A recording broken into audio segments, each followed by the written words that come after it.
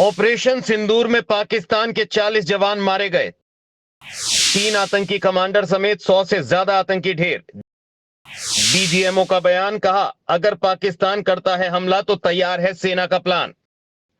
Operation सिंदूर पर तीनों सेनाओं की संयुक्त प्रेस कॉन्फ्रेंस में सेना की ओर से बताया गया कि ऑपरेशन सिंदूर के तहत बहलावलपुर और मुरीदके में स्थित आतंकियों के अहम ठिकानों को भी टारगेट किया गया, जिसमें काफी ज्यादा नुकसान हुआ। उन्होंने बताया कि पाकिस्तान ने हमारे सैन्य ठिकानों और एयर स्ट्रिप को छोटे ड्रोन और यूएवी के जरिए निशाना बनाने की कोशिश की, लेकिन हमारे एयर डिफेंस सिस्टम ने हर हमला नाकाम किया है। डीजीएमओ राजीव घई ने बताया कि 9 आतंकी ठिकानों को निशाना बनाया गया और 100 से ज्यादा आतंकी ढेर हुए हैं।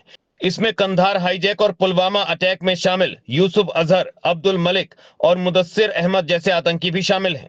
राजीव घई ने आगे बताया कि हमने सीमा पार आतंकवाद के खिलाफ बहुत बारीकी से निगरानी शुरू की और आतंकवादी ठिकानों और ट्रेनिंग सेंटर्स की पहचान की।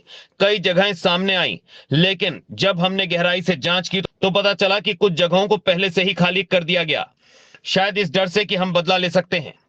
उन्होंने आगे बताया कि हमारी एक खास शर्त थी कि हम सिर्फ आतंकवादियों को निशाना बनाएंगे और किसी आम नागरिक को नुकसान नहीं पहुंचाएंगे। हमारी खुफिया एजेंसियों ने 9 ऐसे कैंप की पुष्टि की जहां आतंकवादी मौजूद थे। इनमें से कुछ पाकिस्तान के कब्जे वाले कश्मीर पीओके में थे और कुछ पाकिस्तान के पंजाब प्रांत में। इनमें मुरीद के जैसी जगह शामिल है जो लश्कर तैयबा का मुख्य अड्डा है। यह वही जगह है जहां से अजमल कसाब और डेविड हेडली जैसे आतंकवादी निकले हैं। मिलिट्री ऑपरेशन के डायरेक्टर जनरल राजीव घई ने बताया कि भारत ने सीमा पार से पाकिस्तान की गोलीबारी का मजबूती के साथ जवाब दिया। इस ऑपरेशन में जवाबी कार्रवाई के दौरान भारतीय सेना ने सिर्फ एलओसी पर ही पाकिस्तानी आर्मी के 30 से 40 जवानों और अफसरों को मार गिराया।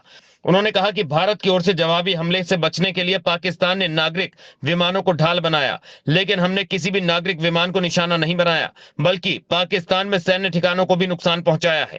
सेना की ओर से बताया गया कि ऑपरेशन सिंदूर के तहत बहलावलपुर और मुरीदके में स्थित आतंकवादियों के अहम ठिकानों को भी टारगेट किया गया, जिसमें काफी ज्यादा नुकसान हुआ है।